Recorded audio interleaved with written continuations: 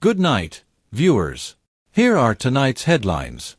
Guyana's economy continues its upward trajectory, recording an impressive 49.7% GDP growth in the first half of 2024. President Irfan Ali has reaffirmed his commitment to tackling drug trafficking and dismantling criminal networks. Additionally, the nation has seen substantial growth in household lending, motor car purchases, and real estate mortgages. In health news, the Ministry of Health has formed a national committee to protect against mpox as cases rise in Brazil. Meanwhile, a fire has destroyed a storage bond in Sofia, and investigations are ongoing. In other reports, a Hope Estate laborer has been charged with rape and granted $300,000 bail. Stay tuned for further updates on these stories.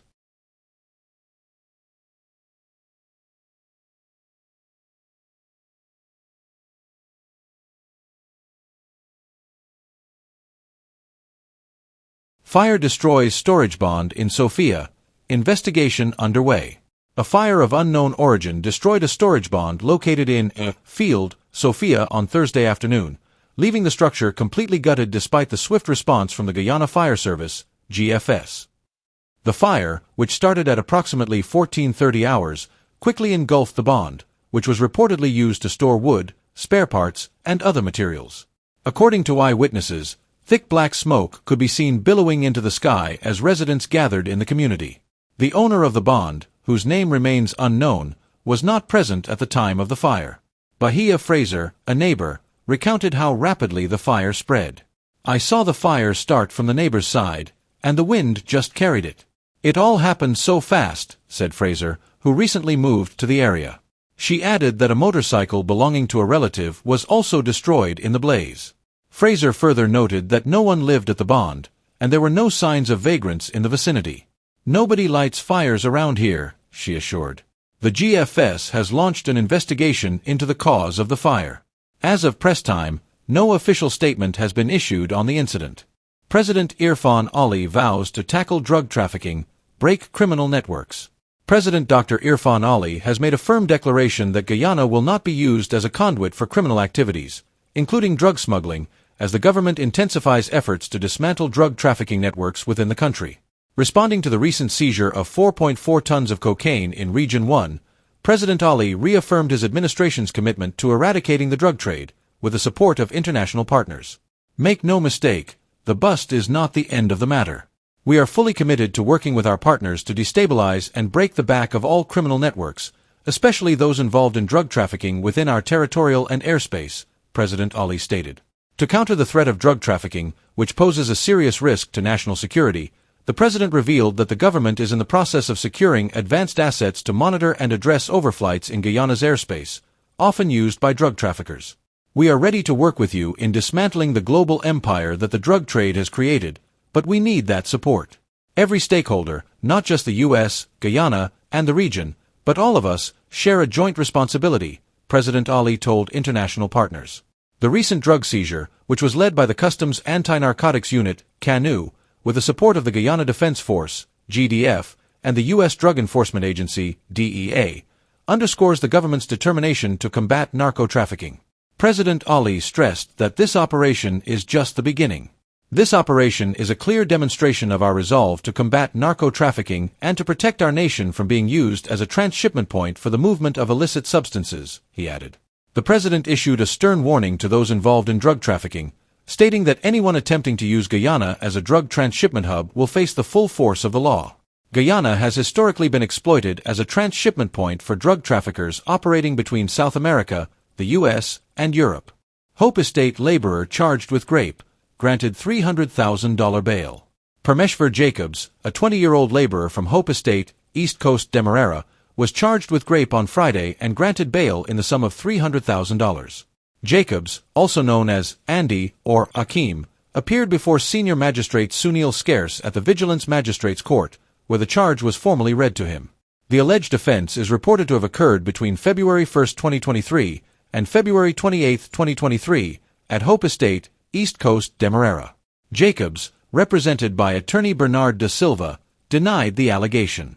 In addition to the bail, the court imposed conditions requiring Jacobs to lodge his passport and report to the Cove and John police station on the last Friday of every month. The case has been adjourned to October 15, 2024, for the presentation of statements. Guyana's economy records 49.7% GDP growth in first half of 2024.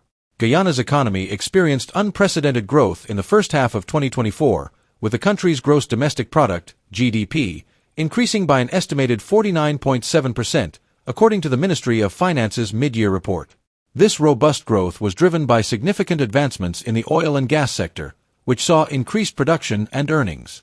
The report highlights that between January and June, the oil and gas industry grew by an impressive 67.1%, with total crude oil production reaching 113.5 million barrels, compared to 68.7 million barrels in the same period of 2023.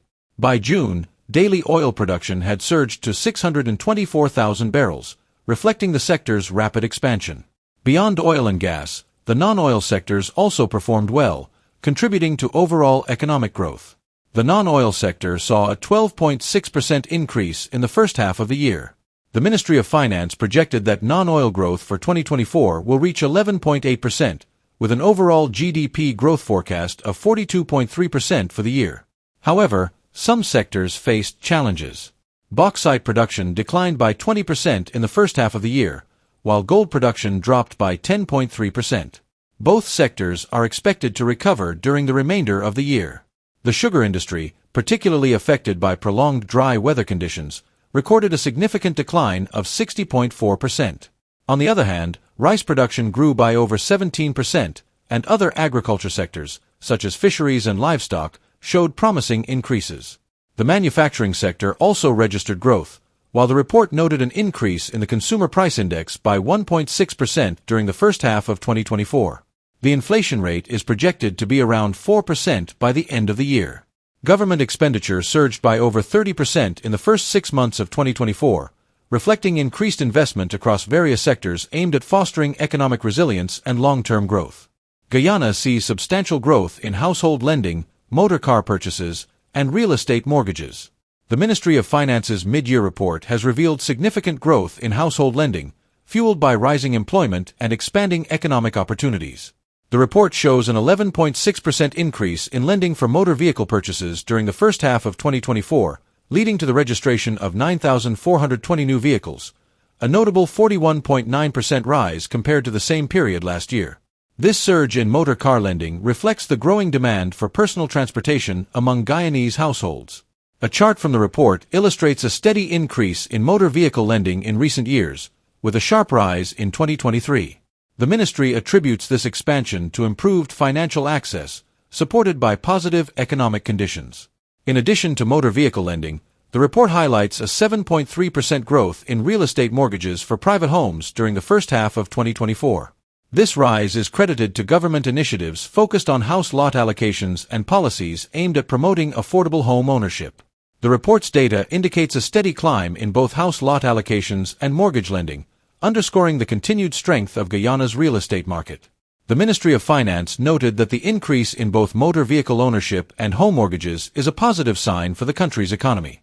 Household lending is expected to maintain its upward trajectory as more employment opportunities arise and economic growth continues.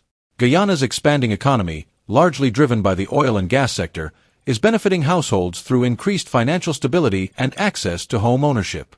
The government remains committed to ensuring that the nation's economic growth translates into tangible improvements in the lives of its citizens.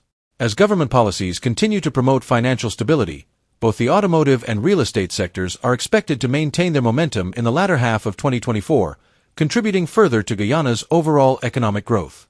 Ministry of Health forms National Committee to protect against Mpox amid rising cases in Brazil. In response to new cases of Mpox, monkeypox, detected in neighboring Brazil, the Ministry of Health has established a national committee to safeguard the Guyanese population from the infectious virus. The committee, composed of several infectious disease specialists, has placed all medical doctors and health staff on high alert to ensure rapid detection and response.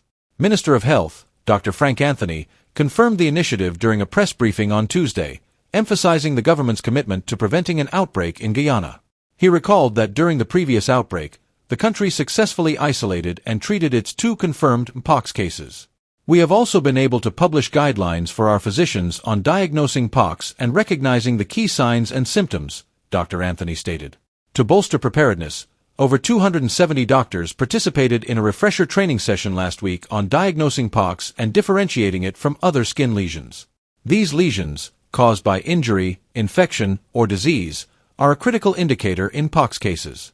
The Ministry of Health has also enhanced its surveillance systems, particularly at ports of entry, including airports and seaports, to monitor potential cases. The national team meets regularly to assess global trends and any potential threat these cases pose, ensuring we are in a state of readiness, Dr. Anthony added. Furthermore, the ministry has secured Mpox vaccines and outlined criteria for identifying individuals at higher risk, ensuring those most vulnerable are vaccinated. According to the World Health Organization, WHO, Mpox symptoms typically appear within 1 to 21 days after exposure and include rashes, fever, sore throat, headaches, muscle aches, and swollen lymph nodes. Update on dengue outbreak. In addition to addressing pox preparedness, Minister Anthony provided an update on Guyana's ongoing dengue outbreak. The ministry has conducted approximately 32,000 dengue tests so far this year, with 8,000 returning positive results. The severity of illness is closely linked to the number of times an individual has been infected.